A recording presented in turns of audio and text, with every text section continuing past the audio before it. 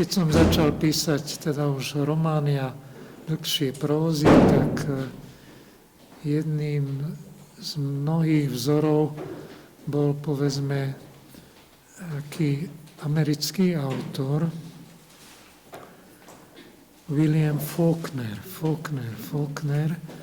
Potom postupne som si zohnal jeho knihy ďalšie, všetky v slovenských alebo českých prekladoch, neskôr potom aj v angličtine. Tam ma upútalo práve to, čo som hovoril, že tá nevyhnutnosť poznať korene človeka, že on tam vlastne preskakuje celé generácie a skúma svoje južanské korene a tie jednotlivé rody a tých ľudí v tom vymyslenom teda okrese. Takže to mi veľmi pripomenulo takú tajomnosť aj Banskej Štiavnice, môjho rodiska, a tam skúmať tie všetky vplyvy a tak ďalej. Aj tá technika, teda aj literárna toho vnútorného monológu, potom tie voľné asociácie, preskakovanie teda tých časových rovín a podobne. Takže to som sa snažil takú dokonalosť dosiahnuť v tom zobrazovaní spisov v takých voľných asociáciách a tak ďalej, tých monológoch. Potom druhý autor, aj viac hľadal som potom aj svetonázorové blízkych autorov, povedzme kresťansky orientovaných, tak veľmi obdivujem. Potom som sa s ním aj osobne stretol, aj to opisujem v knihe Rozkoše dávnych čias, je Graham Greene, anglický autor, pre jeho úžasné majstrovstvo týchto románov, ktoré sú aj thrillermi a zároveň majú dokonalú stavbu a zároveň odhalujú aj také základné otázky etické a tak ďalej, najmä v tom jeho strednom období. Ku koncu ma už trošku sklamal a už išiel trocha iným smerom.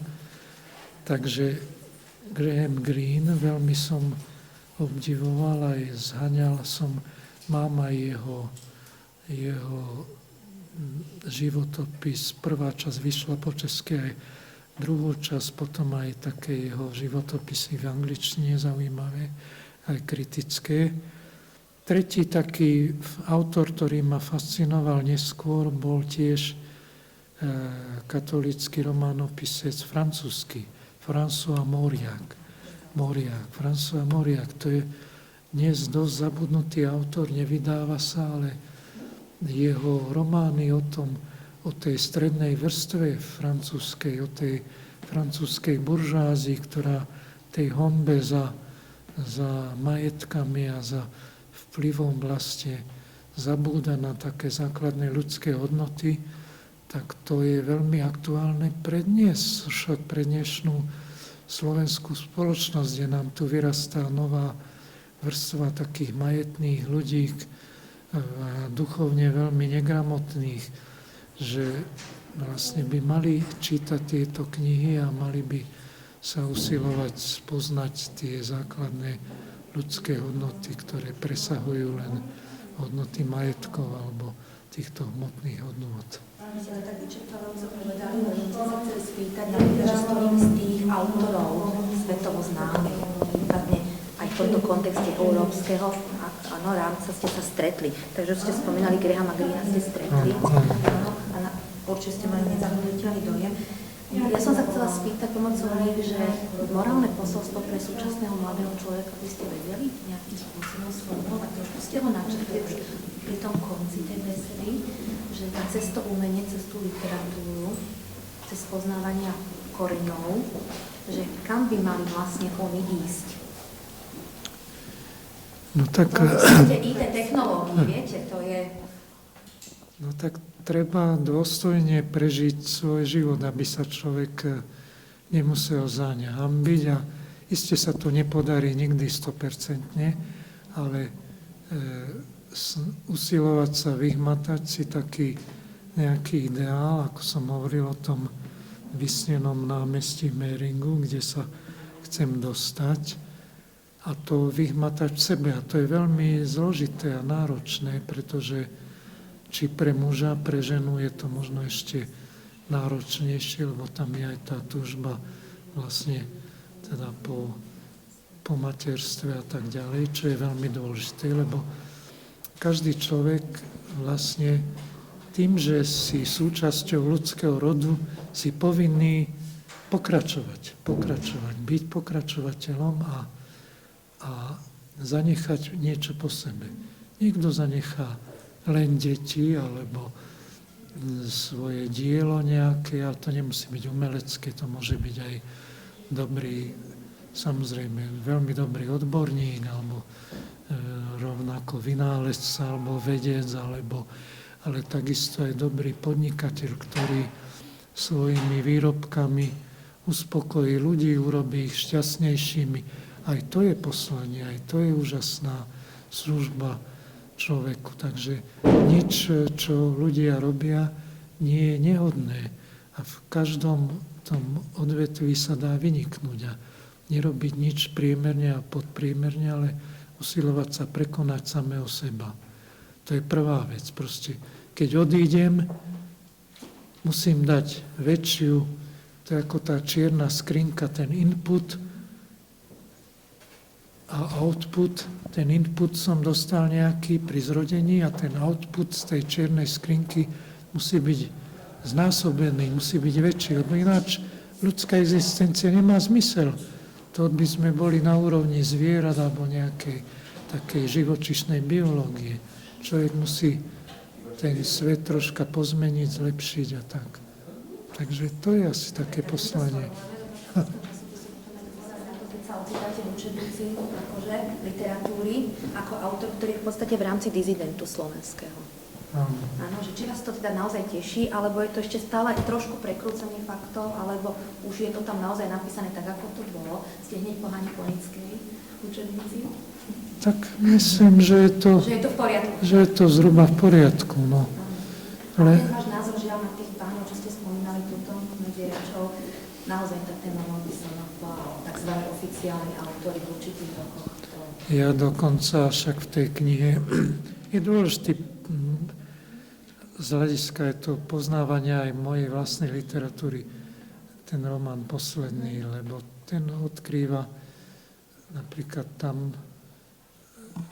sa hovorí aj o Dominikovi Tatarkovi, s ktorým som si týkal, napríklad veľmi pekný posudok súkromný mi tak napísal na to námestie Meringu, som mu to dal čítať predtým, a veľmi to chválil. Žiaľ, kdesi som to v panickom strachu potom, aby mi to nenašli.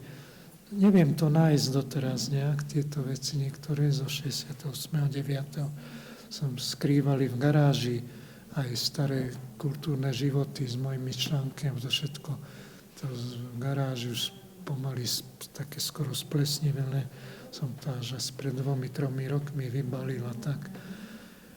Takže aj o tom Tatarkovi som našiel, to mi dokonca pomohol nájsť môj otec, si vystrihoval tie články z časov tých procesov proti Klementisovi a slovenským, kde Tatarka veľmi nemusel to urobiť, píše rôzne veci a proste vlastne ich povešať a tak, no. A potom to, povedzme, odčinil tým, že v 68 po tých tankoch sa driapal a teda tam vykrikoval statočne a riskoval a potom tiež teda v tom disente. Ale mám veľké výhrady, takisto som čítal jeho veci, ktoré sú pre mňa hrozné, tieto na poli porno, tie také všelijaké jeho historky s tými ženami, čo mu nasadili eštebáci a také nechutné to celé. Takže ľudia sú veľmi zložití, aj slovenskí spisovatelia, ale nemali by sme tieto veci zakrývať. Proste všetko napísať po pravde.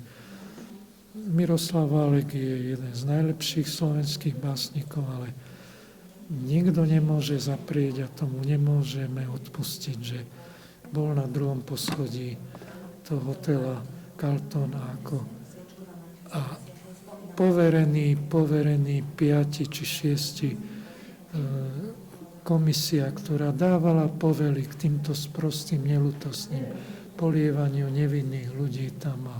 A to je neodpust, to sa nedá zatajiť. To je aj tragédia jeho osobná. Katolík, ktorý začal tu v Trnave, ktorý skončí tak, že udeluje povely, o ktorých spravodajca BBC napísal, že to videl jedno z najbrutálnejších potlačení. To tesne pred pádom režimu. No, takže to je vlastne poučenie aj zo slovenských dejín, že musíme tieto, aj mladí musíte poznať tieto veci, aby ste sa im aj vyvarovali, aby ste nerobili kompromisy, ktoré s vašim svedomím nie sú v súlade a tak. Bo tieto nástrahy sú aj v modernom svete, aj zdanlivé v slobodnom. Však žijeme 20 rokov v slobodnej krajine demokratickej a vidíte, aké svinstva vychádzajú zase na povrch.